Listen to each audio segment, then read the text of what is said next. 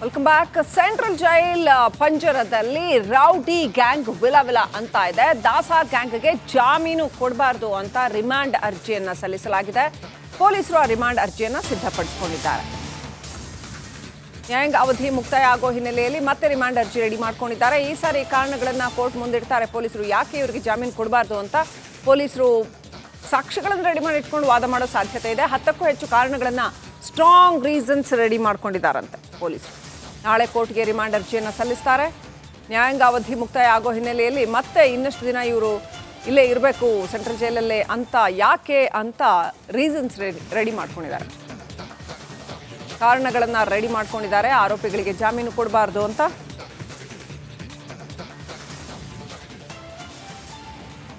Update ಪಡ್ಕೊಳ್ಳೋಣ. ಪ್ರತಿನಿಧಿ Nagaraj connect ಆಗಿದ್ದಾರೆ. ನಾಗರಾಜ್, ಪೊಲೀಸರು 10 ಕಾರಣಗಳನ್ನ ಲಿಸ್ಟ್ ಔಟ್ ಮಾಡ್ಕೊಂಡಿದ್ದಾರೆ ಅಂತ ಡಿ ಗ್ಯಾಂಗ್ಗೆ ಜಾಮೀನು ಕೊಡಬಾರ್ದು ಅಂತ. ಏನೆಲ್ಲ ಕಾರಣಗಳು?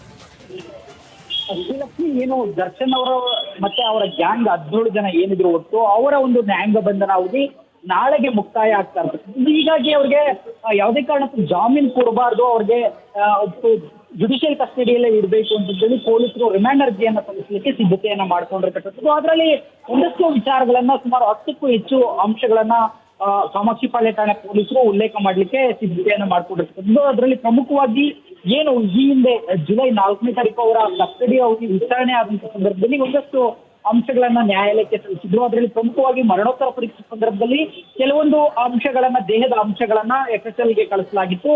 ಜೊತೆಗೆ CCTVಗೆ ಸಂಬಂಧಿಸಿದಂತೆ DVR ಗಳನ್ನ FSLಗೆ ಕಳಿಸಲಾಗಿತ್ತು. ಈ ಎಲ್ಲರ ವರದಿಗಳಲ್ಲಿ ಏನ್ ಬಂದಿದೆ ಅನ್ನೋದನ್ನ ನ್ಯಾಯಾಲಯಕ್ಕೆ ಮನವರಿಕೆ ಮಾಡಿಕೊಳ್ಳುವುದು ಮತ್ತೆ ಆರೋಪಿಗಳಿಗೆ ಇರ್ತಕ್ಕಂಥ ಪ್ರಭಾವವನ್ನು ಬಳಸಿ ಸಾಕ್ಷಿಗಳ ಮೇಲೆ ಪರಿಣಾಮ ಬೀರೋದ್ರ ಬಗ್ಗೆ ನ್ಯಾಯಾಲಯಕ್ಕೆ ಮನವಿ ಮಾಡೋದು ಸೇರಿದಂತೆ ಒಟ್ಟು 10ಕ್ಕೂ ಹೆಚ್ಚು ಅಂಶಗಳನ್ನ ರೆಡಿ ಮಾಡಿಕೊಂಡು ಅವರನ್ನ ಏನು ಇನ್ನೂ ಜಾಮೀನು ಅವರಿಗೆ ಯಾವುದೇ ಕಾರಣಕ್ಕೂ ನೀಡಬಾರ್ದು ಅಂತ ಹೇಳಿ ನಾಳೆಯೂ ಸಹ ಒಂದು ರಿಮೈಂಡ್ ಅರ್ಜಿಯನ್ನ ಸಲ್ಲಿಕೆ ಮಾಡುವುದು. Srilakshmi, right, thank you Nagaraj ಡೀಟೇಲ್ಸ್ಗಾಗಿ.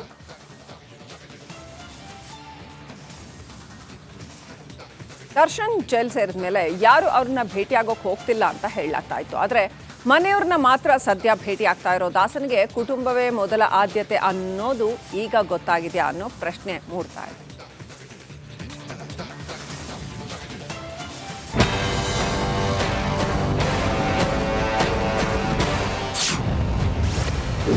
ಜೈಲಿಗೆ ಹೋದ್ಮೇಲೆ ದಾಸನಿಗೆ ಜ್ಞಾನೋದಯ, ಕುಟುಂಬಸ್ಥರಿಗೆ ದಾಸನ ಹೆಚ್ಚು ಪ್ರಾಮುಖ್ಯತೆ.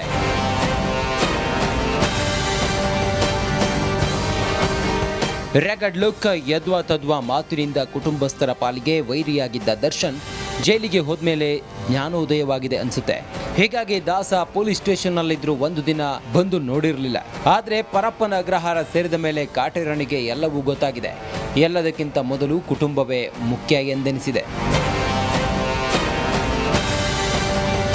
ಜೈಲಿಗೆ ಬಂದ ಪ್ರಾರಂಭದಲ್ಲೂ ದರ್ಶನ್ ನೋಡಲು ಯಾರೂ ಕೂಡ ಇತ್ತ ಸುಳಿದಿರಲಿಲ್ಲ. ಡಿ ಬಾಸ್ಗಾಗಿ ಪತ್ನಿ ವಿಜಯಲಕ್ಷ್ಮಿ ಮೊದಲು ಭೇಟಿ ನೀಡಿ ಮಾತನಾಡಿಸಿದ್ರು. ಬಳಿಕ ಮಗನನ್ನ ಕರೆದುಕೊಂಡು ಬಂದು ಮಾತನಾಡಿಸಿದ್ರು. ಅದಾದ ಬಳಿಕ ತಾಯಿ ಹಾಗೂ ಸಹೋದರ ದಿನಕರ್ ಬಂದು ನೋಡಿದ್ರು. ಆಗಿನಿಂದ ಕುಟುಂಬದ ಮೇಲೆ ಹೆಚ್ಚು ಒಲವು ತೋರಿರೋ ದರ್ಶನ್ಗೆ ಫ್ಯಾಮಿಲಿಯೇ ಫಸ್ಟ್ ಎಂಬ ನಿರ್ಧಾರಕ್ಕೆ ಬಂದಿದ್ದಾರೆ ಎನ್ನಲಾಗ್ತಿದೆ.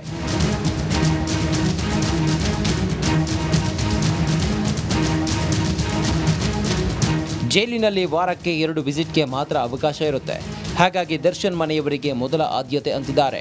ಹಾಗಾಗಿ ಪತ್ನಿ ಹಾಗೂ ಮನೆಯವರಿಗೆ ಈ ಅವಕಾಶ ಮೀಸಲಿಟ್ಟಿದ್ದಾರೆ ಎನ್ನಲಾಗ್ತಿದೆ. ಇದೇ ಕಾರಣಕ್ಕೆ ದರ್ಶನ್ ನೋಡಲು ಅವರ ಆಪ್ತರು ಬಂದರೂ ಭೇಟಿಗೆ ನಿರಾಕರಿಸುತ್ತಿದ್ದಾರೆ.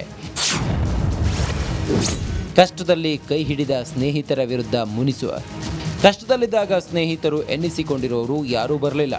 ಹೀಗಾಗಿ ಈಗ ಜೈಲಿನತ್ತ ಬರ್ತಿರೋ ಸ್ನೇಹಿತರನ್ನ ನೋಡಲು ದರ್ಶನ್ ನಿರಾಕರಿಸಿದ್ದಾರೆ.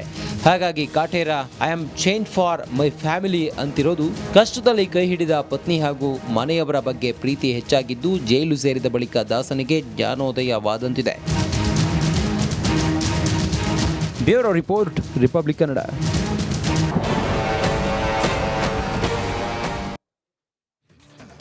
ನಮಸ್ಕಾರ, ನೀವು ನೋಡ್ತಾ ಇದ್ದೀರಾ ರಿಪಬ್ಲಿಕ್ ಕನ್ನಡ.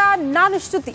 ಉತ್ತರ ಕನ್ನಡ ಜಿಲ್ಲೆಯಲ್ಲಿ ಧಾರಾಕಾರ ಮಳೆ ಆಗಿದ್ರಿಂದ ಎಷ್ಟೆಲ್ಲ ಅವಾಂತರಗಳು ಸೃಷ್ಟಿಯಾಗಿದೆ, ಎಷ್ಟು ಜೀವ ಬಲಿಯಾಗಿದೆ, ಸದ್ಯ ಕಾರ್ಯಾಚರಣೆ ಯಾವ ರೀತಿ ಆಗ್ತಾ ಇದೆ, ಅಲ್ಲಿನ ಜನರ ಪರದಾಟ ಏನು, ಅವಾಂತರಗಳು ಏನಿದೆ, ಎಲ್ಲದರ ಕುರಿತು ಕಂಪ್ಲೀಟ್ ರಿಪೋರ್ಟ್ ಅನ್ನ ಈ ಅರ್ಧ ಗಂಟೆಯಲ್ಲಿ ನಿಮ್ಮ ಮುಂದೆ ಇಡುವಂತಹ ಪ್ರಯತ್ನ. ರಿಪಬ್ಲಿಕನದ ಅತಿ ದೊಡ್ಡ ತಂಡ ಉತ್ತರ ಕನ್ನಡ ಜಿಲ್ಲೆಯಲ್ಲಿ ಬೀಡು ಬಿಟ್ಟಿದೆ. ಅಲ್ಲಿನ ಕಾರ್ಯಾಚರಣೆ ಯಾವ ರೀತಿ ಆಗ್ತಾ ಇದೆ, ಜನರ ಸಮಸ್ಯೆಗಳ ಬಗ್ಗೆ ಇಂಚಿಂಚು ಮಾಹಿತಿನ ನಿಮ್ಮ ತನಕ ತಲುಪಿಸುವ ಕೆಲಸವನ್ನ ಕೂಡ ಮಾಡ್ತಾ ಇದ್ದೀವಿ. ಅಂಕೋಲಾದ ಶಿರೂರಿನಲ್ಲಿ ಗುಡ್ಡ ಕುಸಿತ ವಿಚಾರಕ್ಕೆ ಸಂಬಂಧಪಟ್ಟಂತೆ ಎನ್ಡಿಆರ್ಎಫ್ ತಂಡದಿಂದ ಕಾರ್ಯಾಚರಣೆ ಮುಂದುವರೆದಿದೆ. ನೀರು ಪಾಲಾದವರಿಗೆ ಇವತ್ತು ಕೂಡ ಹುಡುಕಾಟ ಮುಂದುವರಿತಾ ಇದೆ. ಭೂ ಕುಸಿತದಿಂದ ರಾಷ್ಟ್ರೀಯ ಹೆದ್ದಾರಿ 66 ಸಂಪೂರ್ಣವಾಗಿ ಬಂದ್ ಆಗಿದೆ. ಪರ್ಯಾಯ ಮಾರ್ಗದಲ್ಲಿ ವಾಹನಗಳ ಸಂಚಾರಕ್ಕೆ ಅವಕಾಶವನ್ನು ನೀಡಲಾಗಿದೆ. ಅಂಕೋಲಾ ತಾಲೂಕಿನ ಮಂಜುಗುಣಿ ಮೂಲಕ ಸಂಚಾರದ ವ್ಯವಸ್ಥೆಯಾಗಿದೆ. ಅಂಕೋಲಾದ ಶಿರೂರಿನಲ್ಲಿ ಗುಡ್ಡ ಕುಸಿತ ವಿಚಾರಕ್ಕೆ ಸಂಬಂಧಪಟ್ಟಂತೆ 4 ಮೃತದೇಹವನ್ನ ಹೊರತೆಗೆಯಲಾಗಿದೆ. ಬಟ್ ಎಷ್ಟು ಜನ ಮಿಸ್ಸಿಂಗ್ ಅನ್ನೋದೇ ಪ್ರಶ್ನೆ.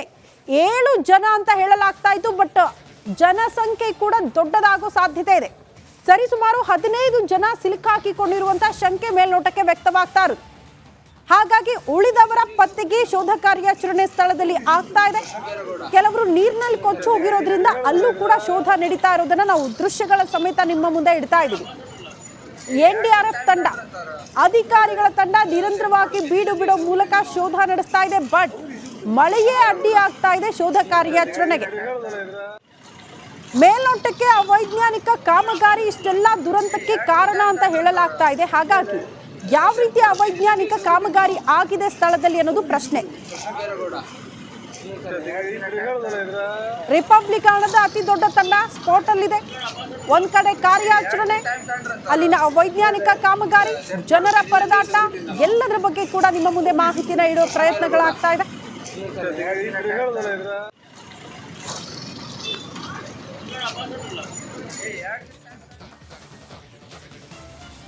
ಅಂಕೋಲಾದ ಶಿರೂರಲ್ಲಿ ಗುಡ್ಡ ಕುಸಿತವಾಗಿ ಸರಿಸುಮಾರು 7 ಜನ ಮೃತಪಟ್ಟಿದ್ದಾರೆ ಅಂತ ಹೇಳಲಾಗ್ತಾ ಇದೆ. 4 ಮೃತದೇಹವನ್ನ ಈಗ ಹೊರತೆಗೆಯಲಾಗಿದೆ. ಉಳಿದವರ ಮೃತದೇಹಕ್ಕಾಗಿ ಶೋಧ ಕಾರ್ಯಾಚರಣೆ ಸ್ಥಳದಲ್ಲಾಗ್ತಾ ಇದೆ. ಈ ಘಟನೆಗೆ ಕಾರಣ ಏನು, ಪರಿಸ್ಥಿತಿ ಹೇಗಿದೆ, ಆ ಎಲ್ಲದರ ಕುರಿತು ಒಂದು ವರದಿ ಇಲ್ಲಿದೆ ನೋಡಿ.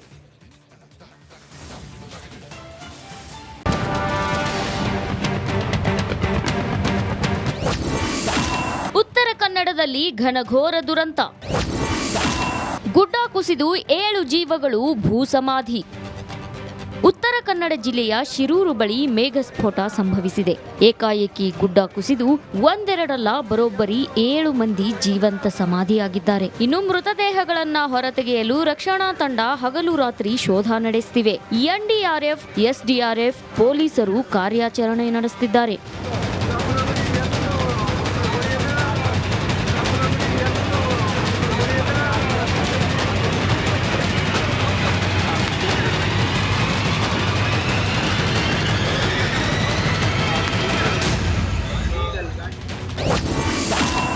ಐಆರ್ಬಿ ವಿರುದ್ಧ ಪೊಲೀಸ್ ದೂರು ದಾಖಲು. ಅಂಕೋಲಾದ ಶಿರೂರಿನಲ್ಲಿ ಗುಡ್ಡ ಕುಸಿತಕ್ಕೆ ಸಂಬಂಧಿಸಿದಂತೆ ಐಆರ್ಬಿ ಆಡಳಿತ ಮಂಡಳಿ ವಿರುದ್ಧ ಪೊಲೀಸ್ ದೂರು ದಾಖಲಾಗಿದೆ. ಅವೈಜ್ಞಾನಿಕ ಕಾಮಗಾರಿಯಿಂದ ಗುಡ್ಡ ಕುಸಿತ ಆರೋಪದ ಹಿನ್ನೆಲೆ ಅಂಕೋಲಾ ಪೊಲೀಸ್ ಠಾಣೆಯಲ್ಲಿ ಪ್ರಕರಣ ದಾಖಲಾಗಿದೆ.